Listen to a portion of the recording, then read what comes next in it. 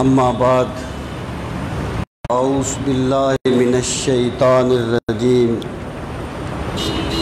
بسم اللہ الرحمن الرحیم وما لکم لا تقاتلون فی سبیل اللہ والمستضعفین من الرجال والنساء والبلدان الذین یقولون ربنا اخرجنا من هذه القرية الظالم اہلها واجعل لنا من لدنك وليا واجعل لنا من لدنك نصيرا صدق اللہ مولانا العظیم وبلغنا رسوله النبی الکریم الامین ونحن على ذلك لمن الشاہدین والشاکرین والحمد للہ رب العالمین رب اشرح لی صدری ویسر لی امری واحلل عقدۃ من لسانی یفقہوا قولی اللہم ارنا الحق حقا وارزقنا اتباعہ وارنا الباطل باطلا وارزقنا اجتنابہ اللہم ارنا الاشیاء کما ہی ان اللہ وملائکتہ یصلون علی النبی یا ایہا الذین آمنوا صلوا علیہ وسلموا تسلیما اللہم صل وسلم علی سیدنا و مولانا محمد وعلی آل و اصحاب سیدنا و مولانا محمد وبارک وسلم وصلی علیہ الصلاۃ والسلام علیک یا رسول اللہ وعلی آلک واصحابک یا حبیب اللہ الصلاۃ والسلام علیک یا شفیع المذنبین وعلی آلک واصحابک یا رحمۃ للعالمین۔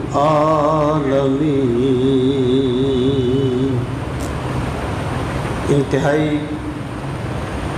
عزت و احترام کے لائق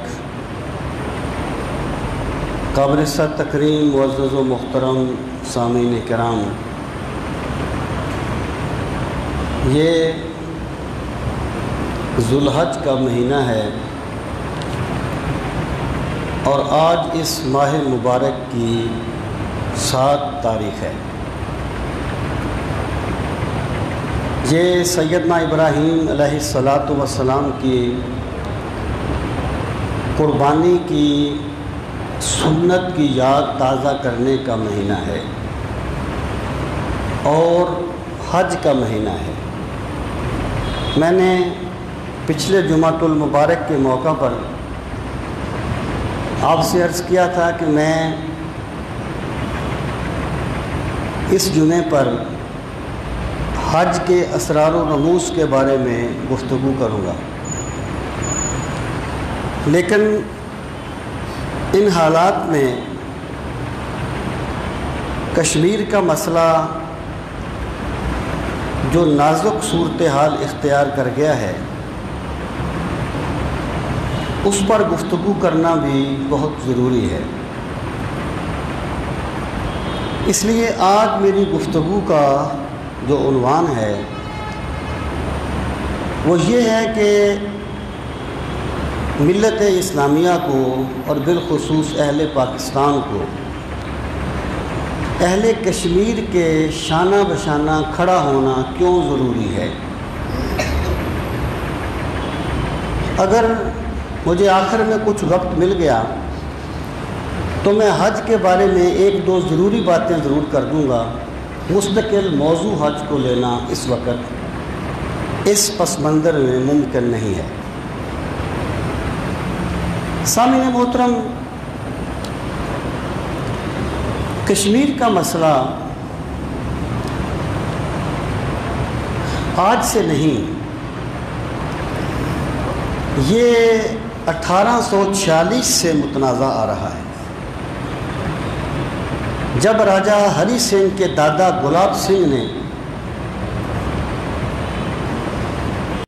قربانیاں رہی ہے اور بلا مبالغہ لاکھوں مسلمان اس آزادی کے لیے شہید ہو چکے ہیں۔ انہوں نے 1846 سے لے کر 1947 تک 3 نسلوں میں گلاب سنگھ کی اس سازش کے خلاف جہاد کیا۔ جب 1947 میں پاکستان بنا تو پالیسی یہ قرار پائی ریاستوں کی کہ ریاست، جو بھی ریاست جس کے ساتھ الحاق کرنا چاہے وہ الحاق کر لے۔ کشمیر کو بیچ دیا انڈیا کے ہاتھ میں، ہندوستان کے ہاتھ میں، اور یہ بھی ایک عجیب پالیسی ہے انڈیا کی۔ اس کو آپ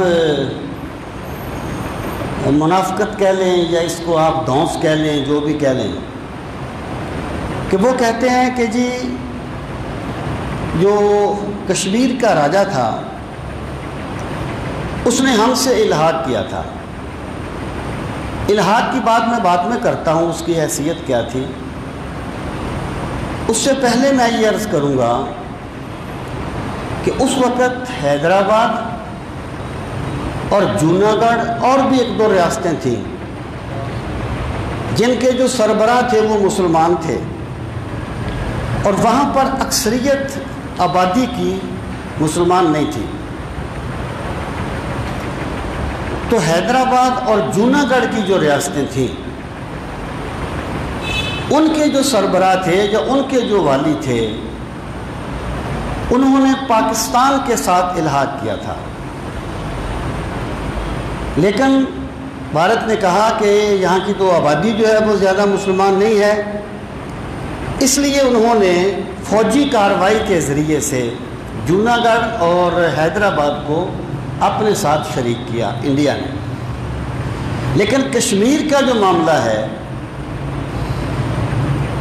یعنی وہاں کے جو سربراہ تھے وہ پاکستان کے ساتھ الحاق کرتے ہیں، اور وہ کہتے ہیں جی عوام جو ہے وہ چونکہ زیادہ تر مسلمان نہیں ہے، اس لیے ان کو پاکستان کے ساتھ الحاق نہیں کرنا چاہیے، انڈیا کے ساتھ کرنا چاہیے۔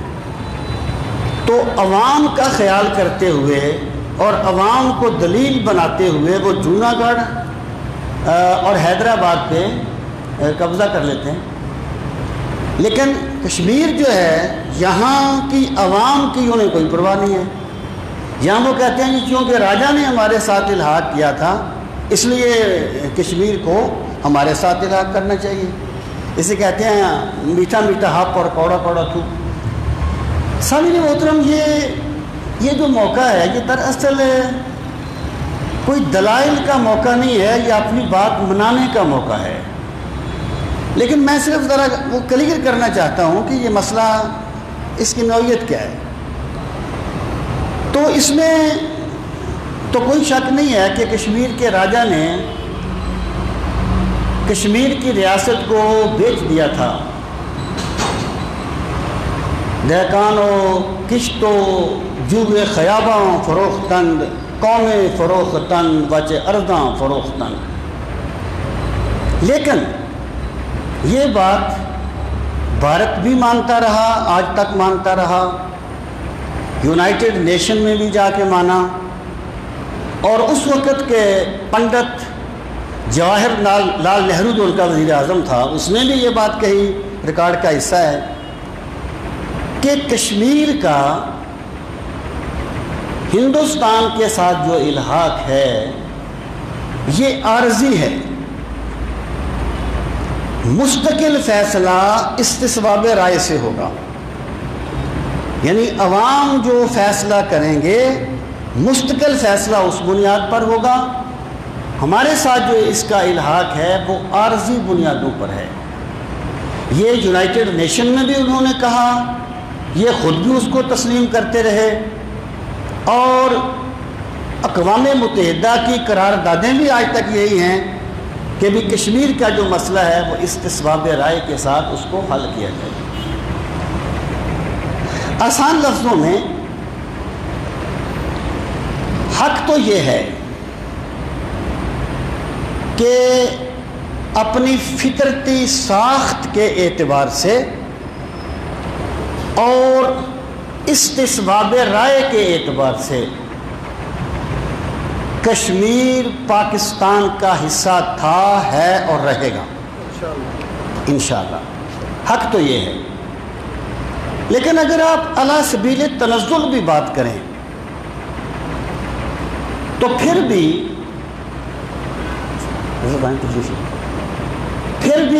کم از کم یہ بات تو بالکل واضح ہے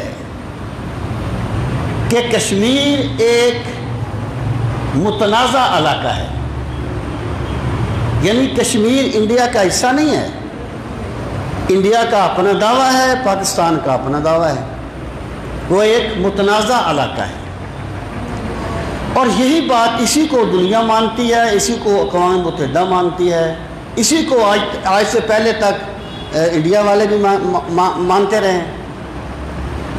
لیکن اس وقت انڈیا پر جو ایک نیم پاگل اور جنونی قسم کا انسان وزیر اعظم ہے، جسے مودی کہا جاتا ہے، اس کی سوچ ہی لڑائی کرنے والی ہے، اور آپ جانتے ہیں وہ ایک ایسی تنظیم کا سربراہ ہے جو شدت پسندی کی وجہ سے مشہور ہے، اور شدت پسندی ہی اس کا تعارف ہے، اور شدت پسندی ہی اس کا ایک یعنی جس کو آپ کہتے ہیں امتیازی نشان ہے۔ تو اس وقت کی حکومت نے یہ کیا کہ اس آئین کی اس شک کو بدل دیا جس کے مطابق کشمیر ایک متنازع علاقہ تھا۔ سامعین محترم، کشمیری لوگ ہمیشہ سے اپنی آزادی کے لیے بے پناہ قربانیاں دیتے آئے ہیں۔ اس وقت بھی آپ دیکھ لیں کہ کتنے جنازے وہاں سے اٹھتے ہیں، اور حق یہ ہے کہ کشمیر کے لوگ جنازے اٹھا اٹھا کے تھک چکے ہیں، مائیں کن کو ڈھونڈ رہی ہیں لاشوں کے انباروں میں، ان سے کہہ دو ان کے بیٹے جنت میں مل جائیں گے۔ اس وقت ان حالات میں جب آپ دیکھیں تو کشمیر کی کیا صورتحال ہے کہ وہاں آگ لگی ہوئی ہے، کرفیو نافذ ہے، میڈیا کے سب آپشن انہوں نے عوام کے لیے بند کر دیے۔ سامعین محترم، ان حالات میں اہل کشمیر کے شانہ بشانہ کھڑا ہونا، میں مدد کا لفظ دانستہ نہیں بول رہا کہ میں یہ کہوں اہل کشمیر کی مدد کرنا۔ اگر کوئی بندہ اہل کشمیر کے لیے آواز اٹھاتا ہے تو وہ کشمیریوں پہ دین نہیں کرتا، اللہ نے اس کے ذمے جو فرض عائد کیا ہے وہ اسی کو ادا کرنے کی کوشش کرتا ہے۔ وہ ایک شعر پڑھا کرتے ہیں کہ حضرت امام حسین کے پس منظر میں کہ رونا ہے اپنی عقبہ نو زینب تے کوئی احسان نہیں. جس بندے نے حضرت امام حسین کی یاد میں آنسو بہانے ہیں وہ حضرت زینب پہ احسان نہیں کر رہا, وہ اپنی عقبہ کو سنوار رہا ہے. اگر کوئی بندہ کھڑا ہوتا ہے اہل کشمیر کی مدد کے لیے تو وہ کشمیریوں پہ احسان نہیں کر رہا بلکہ وہ اپنا وہ فرض منصبی ادا کر رہا ہے جو اللہ رب العزت نے اس کے ذمہ لگایا ہے. سامعین محترم, اب آپ آ جائیں کہ کیوں ضروری ہے اہل کشمیر کے شانہ بشانہ کھڑا ہونا, ان کے حق میں آواز اٹھانا اور ان پہ کیے جانے والے ظلم و ستم کو بے نقاب کرنا. اس کے سٹیپ بائی سٹیپ بہت سے مراحل ہیں, بہت سے اقدام ہیں. پہلا سبب یہ ہے کہ کشمیری مظلوم لوگ ہیں. یہ دیکھیں, قرآن کریم نے کہا یہود و نصارہ کو کبھی اپنا دوست نہ بنانا, وہ کبھی تمہارے دوست نہیں بنیں گے. میرے بھائی, اگر ایک یہودی قتل ہو جائے نا پورا یورپ کا میڈیا چلچلا اٹھتا ہے, وہ چیخ پڑتا ہے. کوئی ایک عیسائی کہیں قتل ہو جائے, ٹھیک ہے بینگ انسان سب کی جان قابل احترام ہے, لیکن کشمیریوں کی جان بھی تو قابل احترام ہے نا, اہل فلسطین کی جانیں بھی تو قابل احترام ہیں. سامعین محترم, اور یہ جو این جی اوز ہوتی ہیں جو سلمان تاثیر جیسا بدبخت واصل جہنم ہو جائے تو سڑکوں پہ آ کے موم بتیاں روشن کرتی ہیں. یہ پتہ نہیں کہاں مر گئی ہیں, کہاں کھپ گئی ہیں, کوئی پرواہ نہیں ہے انہیں کہ اس وقت کیا ہو رہا ہے, کوئی احتجاج ریکارڈ کروانا ہے. سامعین محترم, میں یہ بات عرض کروں گا کہ مسلمانوں کو یہود و نصارہ سے کوئی خیر کی توقع رکھنا ان کا بڑا سادہ پن ہے, بڑا بھولا پن ہے. وہ لوگ کبھی بھی نہ مسلمانوں کی فیور میں تھے, نہ ہیں اور نہ ہوں گے. آپ 65 کی جنگ دیکھ لیں, آپ 71 کی جنگ دیکھ لیں, اب آپ جلد و جہد آزادی کو دیکھ لیں, آپ کو یہی چیز نظر آئے گی. سامعین محترم, اہل کشمیر آج سے نہیں, میں نے عرض کیا وہ 1846 سے قربانیاں دے رہے ہیں. ایک بندہ جاتے ہوئے نا, ایک بندہ گرے, ہارٹ اٹیک ہو اور فوت ہو جائے, پورا علاقہ کانپ جاتا ہے. ایک بندہ مر جائے نا پھر تبھی موت بھی, ایک دہشت پھیل جاتی ہے. یہاں نہ جانے کتنے جنازے اٹھتے ہیں اور کتنے, بلا مبالغہ کہہ رہا ہوں, لاکھوں لوگ آج تک شہید ہو چکے ہیں کشمیر کی جد و جہد آزادی کے لیے. کشمیری مظلوم لوگ ہیں, ان کا ملک چھینا گیا ہے. ان کے آپ جانتے ہیں کہ ان کو مذہبی جلوس بھی نہیں وہ نکالنے دیتے, ایون جمعے پر بھی پابندی لگا دیتے ہیں, عید کے اجتماع پر پابندی لگا دیتے ہیں. سامعین محترم, اور اسلام یہ کہتا ہے بینگ انسان ہر مظلوم کی مدد کرنی چاہیے. یعنی اس سے میری مراد یہ ہے کہ کشمیریوں کے ساتھ تو ہمارے بہت سے تعلقات اور بھی ہیں نا. میں علی سبیل التنزل کہہ رہا ہوں کہ آپ فرض کیجئے گا ایک مسلمان ہے اور ایک دہریہ ہے جو خدا کو نہیں مانتا, آخرت کو نہیں مانتا. مسلمان اس دہریے پر, کوئی مسلمان اس دہریے پر ظلم کر رہا ہے تو مسلمانوں کو چاہیے کہ وہ دہریے کی مدد کریں,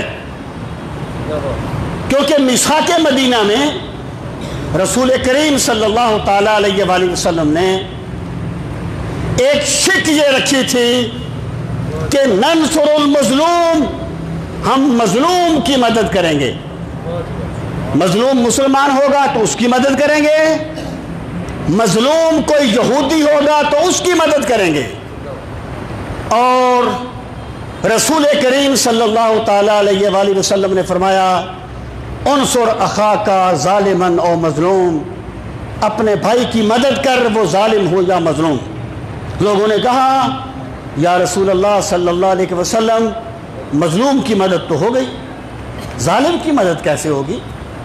یہ جو محاورہ تھا یہ تو ان میں پہلے بھی چلتا تھا عربوں میں، وہ کہتے تھے انصر اخاک ظالما او مظلوم، اپنے بھائی کی مدد کر، وہ سچا ہو یا جھوٹا ہو، تیرا بھائی جو ہے اس کی مدد کر، چھوڑ اس بات کو سچا ہے کہ جھوٹا ہے۔ تو رسول کریم علیہ الصلوۃ والسلام نے جب فرمایا اپنے بھائی کی مدد کر، وہ ظالم ہو یا مظلوم، تو صحابہ کرام نے عرض کیا یا رسول اللہ صلی اللہ علیہ وسلم مظلوم کی مدد تو کرنی چاہیے، ظالم کی مدد کیوں کریں، کیسے کریں؟ فرمایا ظالم کو ظلم سے روک لو، یہ اس کی مدد ہے۔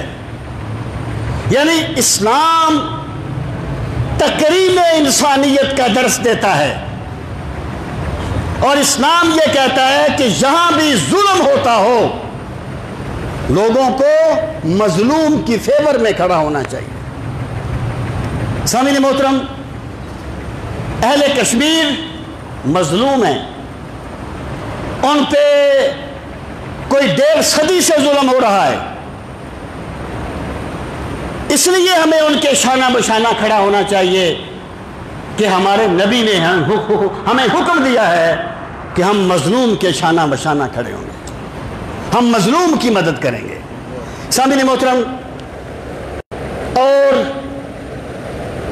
یہ بھی ایک خدائی انشورنس کا نظام ہے اس دنیا میں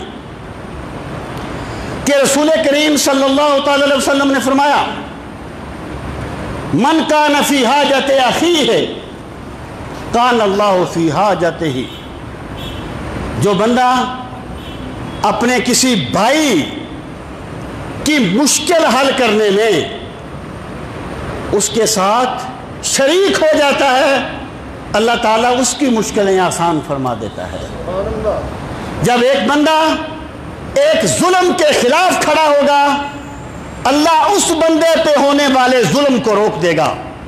یہ خدائی نظام ہے، یہ خدائی سسٹم ہے۔ اگر ہم یہ چاہتے ہیں کہ ہم اس خدائی گرفت سے بچیں تو ہمیں چاہیے کہ ہم ان مظلوم کشمیریوں کی مدد کریں۔ سامعین محترم، اگلا مرحلہ یہ ہے کہ کشمیری ہمارے مسلمان بھائی ہیں، اس میں کوئی شک نہیں ہے۔ اسلام تکریم انسانیت کا درس دیتا ہے، لیکن ایک بندہ مسلمان نہیں ہے، وہ صرف انسان ہونے کے ناطے قابل احترام ہے، لیکن ایک مسلمان بھی ہے تو اس کے احترام کا ایک رشتہ اور زیادہ ہو گیا ہے۔ وہ ہمارے مسلمان بھائی ہیں، اور رسول کریم علیہ الصلوۃ والسلام نے فرمایا کہ المؤمن کالمؤمن کالجسد الواحد، ایک مسلمان دوسرے مسلمان کے لیے ایک جسم کی طرح ہے، ایک جسم کی طرح ہے۔ اگر جسم کی پاؤں کی آخری انگلی میں بھی درد ہے تو پورا جسم اس کی ٹیسیں محسوس کرتا ہے، اس کا کرب محسوس کرتا ہے۔ اس طرح اسلام کا تقاضا یہ ہے کہ اگر دنیا میں کسی مسلمان پر بھی زیادتی ہوتی ہو تو ہر مسلمان یہ محسوس کرے کہ یہ گولی اس پر نہیں مجھ پہ چل رہی ہے، یہ بازو اس کا نہیں میرا بازو کاٹا گیا ہے۔ یہ جو سوچ ہے نا کہ ہوا ہی ایسی چلی ہے کہ ہر شخص سوچتا ہے، ہوا ہی ایسی چلی ہے کہ ہر شخص سوچتا ہے تمام شہر جلے ایک میرا گھر نہ جلے۔ یہ مسلمان کی سوچ نہیں ہے، یہ ملت اسلامیہ کی سوچ نہیں ہے۔ اور سامعین محترم، میں پھر یہ بات بھی عرض کروں کہ وہ کسی نے کہا تھا کہ میں آج اگر ضد پہ ہوں تو خوش گمان نہ ہو، چراغ سب کے بجھیں گے، ہوا کسی کی نہیں۔ جب ایک بندے پہ ہونے والے ظلم پر دنیا خاموش ہو جائے تو کوئی بندہ دوسرے کو ظلم سے بچا نہیں سکتا۔ یہ اللہ کا نظام ہے کہ فطرت افراد سے اغماض بھی کر لیتی ہے، کبھی کرتی نہیں ملت کے گناہوں کو معاف۔ اگر پوری قوم بے حس ہو جائے تو پھر میرے خدا کی گرفت ضرور آتی ہے۔ سامعین محترم، اہل کشمیر ہمارے مسلمان بھائی ہیں، ہمیں اپنے مسلمان بھائیوں کی مدد کرنی چاہیے، اس لیے نہیں کہ وہ صرف ہمارے بھائی ہیں، اس لیے کہ وہ ہمارے بھائی بھی ہیں اور اپنے دعوے میں سچے بھی ہیں۔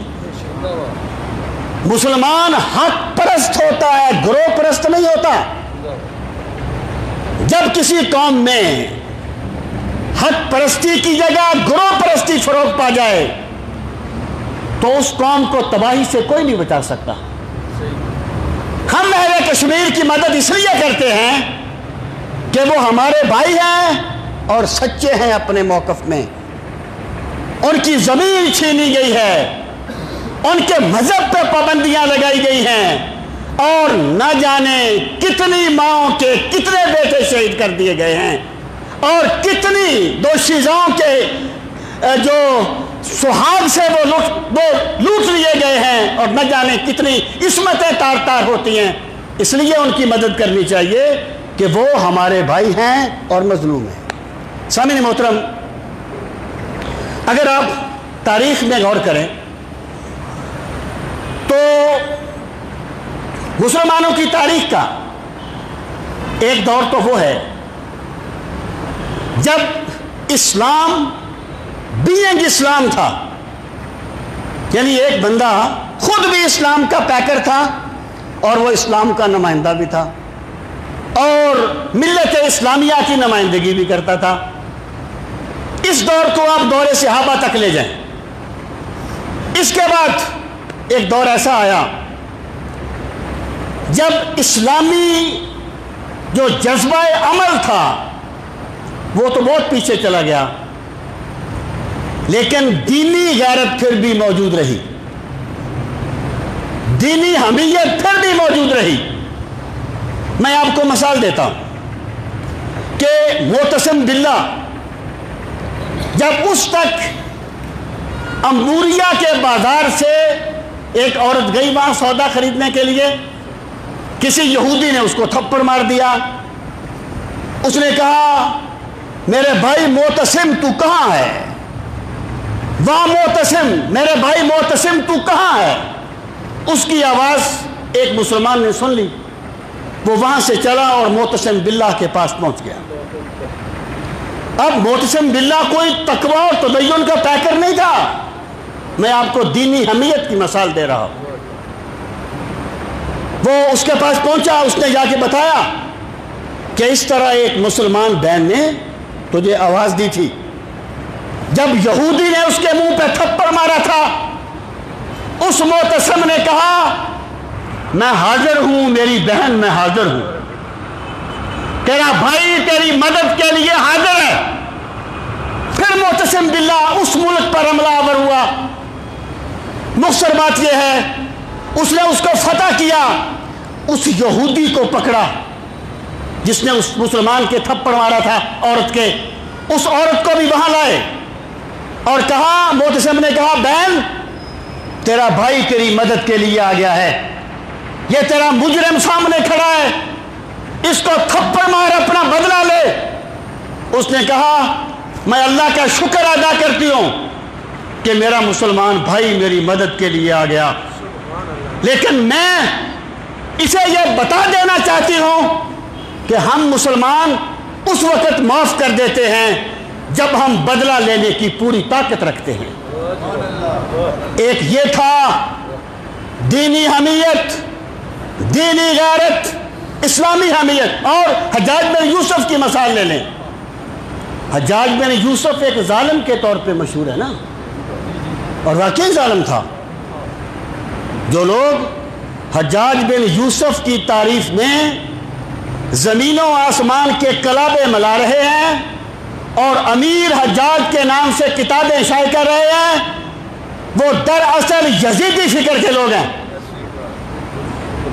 حجاج بن یوسف ظالم تھا، اور حضرت حسن بصری فرمایا کرتے تھے کہ اگر اللہ ساری امت کے ظالموں کو اکٹھا کرے گا تو ہماری امت کا یہ ایک ظالم ہی ان کے مقابلے کے لیے کافی ہوگا.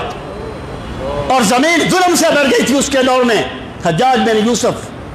لیکن جب اس کو بیوہ مسلمان عورتوں نے جن کا جہاز لوٹ لیا گیا تھا آواز دی تھی، اے حجاج ہماری مدد کو آ، وہ ظالم تھا لیکن بے غیرت نہیں تھا، بے حمیت نہیں تھا.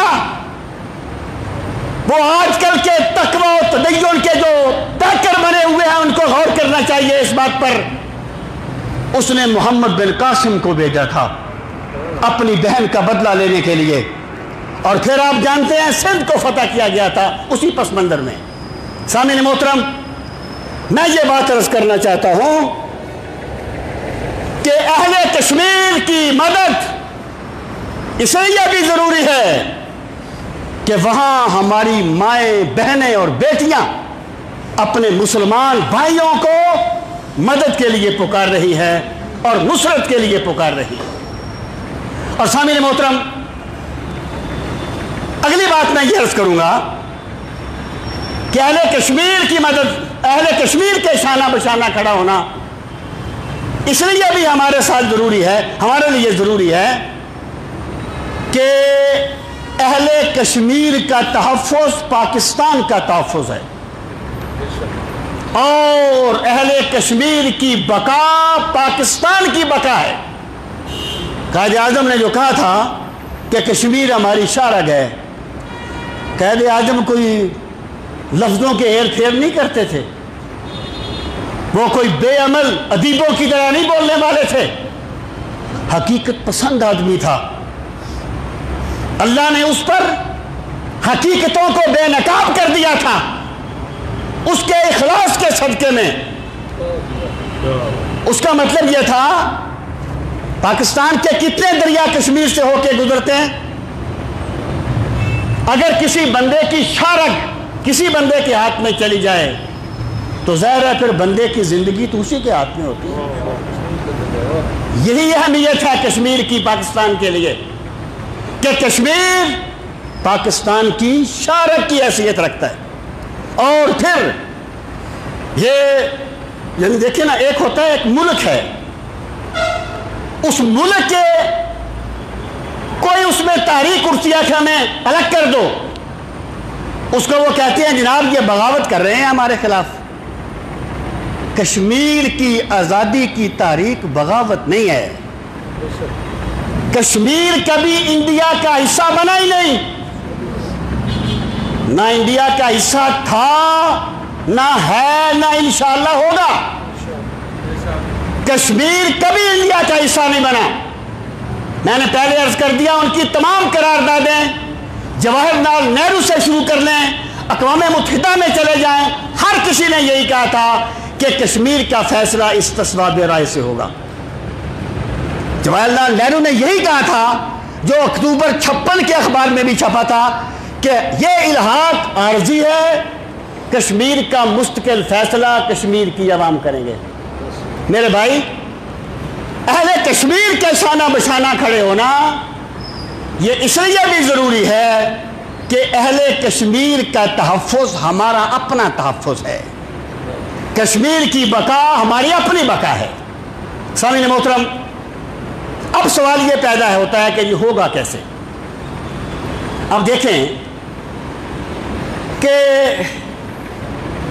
زمانے کے تقاضے ہوتے ہیں جنہیں سمجھنا ہوتا ہے، اور ہر بندہ اپنی سطح پہ کام کرتا ہے، اپنی سطح پہ. تو انڈیا نے ایک خباثت کی، اب اس کا توڑ کیسے ہوگا اور ہمیں کیا کرنا ہے؟ یاد رکھنا یہ کوئی قرون اولا کا زمانہ نہیں ہے کہ آپ ڈنڈے سوٹے لے کے نکل جائیں گے۔ اگر مودی نے یا انڈیا نے مسلمانوں کے سینے پہ ایک وار کیا ہے تو میدان جنگ میں نہیں کیا، قانون کے میدان میں کیا ہے۔ میرے بھائی اس کا حل کیا ہوگا؟ کس طریقے سے اس کی یعنی اہل کشمیر کے ہم شانہ بشانہ کس طریقے سے کھڑے ہو سکتے ہیں؟ تو میں یہ بات عرض کروں گا کہ اس میں ریاست کی اپنی ذمہ داریاں ہوتی ہیں، افراد کی اپنی ذمہ داریاں ہوتی ہیں، تاجروں کی اپنی ذمہ داریاں ہوتی ہیں، عوام کی اپنی ذمہ داریاں ہوتی ہیں، اور ہر بندے کی اپنی ذمہ داری ہوتی ہے۔ قرآن کریم نے ایک اس طرح استعمال کی وَاعْتَصِمُوا بِحَبْلِ اللَّهِ جَمِيعًا کہ اللہ کی رسی کو کولیکٹیولی تھام لو، کولیکٹیولی جمیعہ، اجتماعی طور پر۔ اس سے مراد کیا ہے؟ اس سے مراد یہ ہے، آپ دیکھیں آپ کی موٹر سائیکل ہے، گاڑی ہے، وہ کیسے چلتی ہے؟ اس وقت چلتی ہے جب کولیکٹیولی اس کے سارے جو حصے ہوتے ہیں وہ کام کرتے ہیں۔ موٹر سائیکل ہے، پٹرول اپنا کام کرتا ہے، ٹائر اپنا کام کرتے ہیں، ہوا اپنی کام کرتی ہے، باقی ہر پرزہ اپنا کام کرتا ہے، تب موٹر سائیکل چلتا ہے۔ اسی طریقے سے قومیں تب ترقی کرتی ہیں، تب اپنے مشن کو حاصل کرتی ہیں جب ہر بندہ اپنی سطح پر اپنا کردار ادا کرتا ہے۔ اور جس قوم میں دوسروں پر ہی سارا کچھ ڈالنے کا ذوق پیدا ہو جائے وہ ایک کمزور قوم ہوتی ہے اور شکست خوردہ قوم ہوتی ہے۔ شکوائے ظلمت شب سے تو کہیں بہتر تھا اپنے حصے کی کوئی شمع جلاتے جاتے۔ سامعین محترم، اب میں یہ بات عرض کروں کہ ایسے موقع پر، ایسے مواقع پر جذبات میں آ کے مشن کو نقصان پہنچا دینا یہ کسی دانش مند بندے کا کام نہیں ہوتا، یہ کسی عقل مند بندے کا کام نہیں ہوتا۔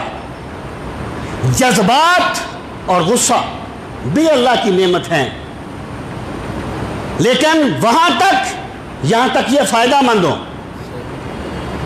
جب یہ نقصان میں آ جائیں، نقصان کر دیں، تب یہ فائدہ مند نہیں ہے۔ سامعین محترم، اب میں یہ بات عرض کروں کہ انڈیا نے تو حماقت کی، اس بیوقوف نے ایک حماقت کی، لیکن اگر خدا نہ خواستہ جنگ ہوتی ہے، پہلی بات تو میں یہ عرض کر دوں کہ اسلام جنگی مزاج نہیں رکھتا، اسلام جنگی مزاج کا حامل مذہب نہیں ہے۔ رسول کریم صلی اللہ تعالیٰ علیہ وآلہ وسلم کا ایک فرمان ہے اس پس منظر میں کہ لا تتمنوا لقاء العدو فإذا لقيتم فاثبتوا فإن الجنة تحت ظلال السيوف۔ اے لوگو، کبھی بھی دشمن سے لڑنے کی تمنا نہ کرنا، لیکن اگر تم پہ جنگ تھوپ دی جائے تو پھر ڈٹ جانا، جنت تلواروں کے سائے تلے ہے۔ یہ اسلام کا مزاج ہے۔ اسلام جنگی مذہب نہیں ہے، لیکن اگر جنگ تھوپ دی جائے تو پھر اسلام بزدلی کا درس بھی نہیں دیتا، پھر اسلام کمزوری کا درس بھی نہیں دیتا، پھر یہاں مولا علی کے ماننے والے آتے ہیں، یہاں خالد بن ولید کے وارث اٹھتے ہیں۔ سامعین محترم، لیکن اگر کوئی چارہ کار نہ رہے تو جنگ کرنے میں بھی کوئی قباحت نہیں ہے۔ یہ ہتھیار ہم نے 14 اگست کو دکھانے کے لیے نہیں رکھے ہوئے، ان کا کوئی استعمال بھی ہو جاتا ہے، لیکن ہمیں اس کا شوق نہیں ہے، ہم اللہ سے امن مانگتے ہیں۔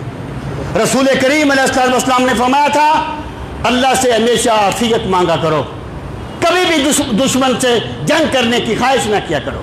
ہم اللہ سے عافیت مانگتے ہیں، لیکن میرے بھائی جس قدم پہ جس حماقت کا وہ مرتکب ہوا، اگر خدا نہ خواستہ اسی طریقے سے کیا جاتا تو پھر یہ جو جنگ ہوتی، آپ جانتے ہیں جب ہیروشیما اور ناگاساکی پہ ایٹم بم گرائے گئے تھے تو چند منٹ میں درجہ حرارت 4000 سینٹی گریڈ تک پہنچا تھا، ان کی عمارتیں پگھل گئی تھیں، انسان تو انسان رہ گئے نا، عمارتیں پگھل گئی تھیں۔ اور اس وقت جو ایٹمی پاور ہے نا دونوں ملکوں کے پاس، وہ کوئی 3000 سے 4000 درجے تک سینٹی گریڈ تک درجہ حرارت کو لے جانے کی طاقت رکھتی ہے۔ وہ اس وقت 4000 ہوا تھا۔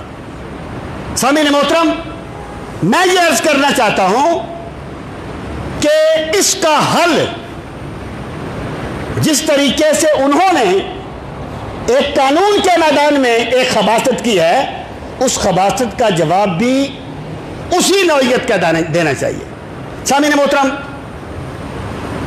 ہم یہ نہیں کہتے کہ تم لازمی جنگ کرو، نہیں، ہم یہ نہیں کہتے، عوام یہ نہیں کہتی۔ عوام یہ کہتی ہے کہ اگر جنگ کرنے کی نوبت خدا نہ خواستہ آ جائے تو پھر پیچھے نہ ہٹنا۔ پاکستان کا ہر بچہ خالد بن ولید کا جانشین ہے اور مولا علی حیدر کرار کا وارث ہے۔ پاکستانی قوم بزدل نہیں ہے۔ اور سامعین محترم، اللہ تعالیٰ ہم پھر دعا کرتے ہیں کہ اللہ تعالیٰ امن رکھے اور عافیت، اور میرا غالب گمان ہے انشاءاللہ العزیز نوبت یہاں تک نہیں جائے گی، اس کی تمام تر بے وقوفیوں کے باوجود نوبت یہاں تک نہیں جائے گی۔ اب ہوگا کیا، کرنا کیا ہے؟ میرے بھائی دیکھیں، کوئی بھی ملک، کوئی بندہ، افراد، کوئی ملک، کوئی بندہ اکیلا رہ سکتا ہے؟ وہ ارسطو نے کہا تھا نا، مین از اے سوشل اینیمل، کہ انسان ایک معاشرتی حیوان ہے۔ مطلب کیا ہے کہ ایک بکری ہے، اس کو آپ جنگل میں چھوڑ دیں، وہ گھاس کھائے گی، پانی پیے گی، اللہ اللہ خیر صلاح، جبکہ ایک بندہ اس طرح زندگی بسر نہیں کرتا۔ بندے نے جو کپڑے پہنے ہوئے ہیں نا، اس کے پیچھے ہزاروں بندوں کی محنت ہے جو اس تک کپڑے پہنچتے ہیں۔ جس طرح فرد اکیلا زندگی بسر نہیں کر سکتا، اس طرح ملک بھی دوسروں سے کٹ کر زندگی بسر نہیں کر سکتے۔ میں یہ عرض کروں گا، ہماری حکومت نے کچھ اقدامات اٹھائے ہیں، اللہ کرے اور بھی اٹھائے۔ مثلا ہوگا کیا؟ سب سے پہلی بات یہ ہے کہ سفارتی تعلقات منقطع کر دیے جائیں۔ یہ وجہ ہے، آپ کہہ سکتے ہیں کہ جناب باتیں کرنی اور ہیں، نظام چلانا اور ہے۔ اگر نظام نہیں چلا سکتے تھے تو سنبھالا کیوں تھا؟ سنبھالنا کس نے ہے اس کو؟ بھائی سفارتی تعلقات صرف پاکستان منقطع کر دے، تجارتی تعلقات منقطع کر دے، فضائی حدود بند کر دے، اور پھر دیکھیں، میں نے عرض کیا کہ کشمیر کا مسئلہ صرف پاکستان کا مسئلہ نہیں ہے، کشمیر کا مسئلہ ملت اسلامیہ کا مسئلہ ہے۔ 50 سے اوپر مسلمان ممالک ہیں، 55 کے لگ بھگ مسلمان ممالک ہیں۔ اگر اتنے ممالک تجارتی تعلقات ختم کر دیں انڈیا سے، سفارتی تعلقات ختم کر دیں، فضائی حدود بند کر دیں، تو مودی نہیں، مودی کا باپ بھی ناک کی لکیریں نکالے گا۔ لیکن میرے بھائی صرف باتیں کرنے سے کچھ نہیں ہوتا۔ اور میں نے پہلے بھی عرض کیا، خطیب کے پاس کوئی اتھارٹی نہیں ہوتی، اس کے پاس کوئی پاور نہیں ہوتی، پاور ریاست کے پاس ہوتی ہے، ریاست کے پاس طاقت ہوتی ہے۔ تو اگر اس طریقے سے کر دیا جائے کہ ان کے ساتھ تعلقات منقطع کر دیے جائیں تو انشاءاللہ بہت جلد نہ صرف وہ اپنا فیصلہ واپس لے گا بلکہ وہ اور بھی بہت نیچے آ جائے گا اور اس کا دماغ اپنی سطح پر آ جائے گا۔ سامعین محترم، رسول کریم علیہ السلام نے فرمایا تھا ایک وقت آئے گا جب لوگ تم پر اس طرح ٹوٹ پڑیں گے جیسے کسی مردار پہ گدھ ٹوٹ پڑتے ہیں۔ عرض کیا گیا یا رسول اللہ صلی اللہ علیہ وسلم کیا اس وقت ہم کم ہو جائیں گے؟ فرمایا نہیں، تم دنیا کے حریص ہو جاؤ گے اور موت سے ڈرنے لگ جاؤ گے۔ میرے بھائی، کشمیر کے مسئلہ کو اور فلسطین کے مسئلہ کو اگر ہمارے حکمرانوں نے سنجیدگی سے لیا ہوتا تو صورتحال یہ نہ ہوتی۔ یہ ان ایشوز کو اپنے مفاد کے لیے تو استعمال کر لیتے ہیں، لیکن اسے سنجیدگی سے لینا اور اسے اپنی زندگی کی موت و حیات کا مسئلہ سمجھنا، اگر اتنی سنجیدگی آ جائے تو سوال ہی پیدا نہیں ہو سکتا تھا کہ عرب سے زائد مسلمانوں کے ہوتے ہوئے عالم اسلام کے کسی خطے کے مسلمانوں پہ ظلم ہوتا اور کسی بھی علاقے کے مسلمانوں کا حق چھین لیا جاتا۔ سامعین محترم، تو میں یہ بات عرض کرنا چاہتا ہوں کہ کشمیری ہمارے بھائی ہیں، اگر کوئی ایسا موقع آتا ہے، یعنی یہ تو تھا نا کہ حکومتی سطح پر یہ اقدامات اٹھائے جائیں اور دنیا کی رائے ہموار کی جائے۔ وہ کسی نے کہا تھا کہ پہلے جنگیں تلوار اور نیزے سے لڑی جاتی تھی، اب جنگیں معیشت سے لڑی جاتی ہیں۔ ہر زمانے کے تقاضے ہوتے ہیں، پکار ہوتی ہے، اور اگر کوئی ایسا موقع ہے کہ ریاست عوام کو طلب کرے کہ مسئلہ کشمیر کے لیے ہمیں افراد چاہیے، ہمیں فلاں طرح کی آپ کی حمایت چاہیے، تو ہم میں سے ہر شخص کو اپنے آپ کو حاضر کرنا چاہیے۔ اس کا کوئی یہ طریقہ نہیں ہے کہ آپ جلوس نکالیں اور بینکوں کو آگ لگا دیں، گاڑیوں کو آگ لگا دیں کہ ہم احتجاج کر رہے ہیں۔ یہ کیا احتجاج کر رہے ہو؟ احتجاج بیوقوفی کا نام نہیں ہوتا۔ احتجاج صرف اپنے جذبات کو ریکارڈ کروانے کا نام ہوتا ہے۔ تو خداوند قدوس ہم سب کو امن اور عافیت کے ساتھ رکھے، اور اللہ تعالیٰ کشمیر کے مسلمانوں کو بالخصوص اور دنیا بھر کے مسلمانوں کو، یہاں بھی وہ آزادی کی جنگ لڑ رہے ہیں، اللہ تعالیٰ ان کی کاوشوں کو کامیاب فرمائے۔ اللہ تعالیٰ ملت اسلامیہ کو اسلامی غیرت نصیب فرمائے، اسلامی حمیت نصیب فرمائے، اور اسلامی جذبہ اور اسلامی وحدت نصیب فرمائے۔ وما علینا الا البلاغ المبین۔ باقی ایک دو باتیں وہ میں بعد میں سنتوں کے بعد کر لوں۔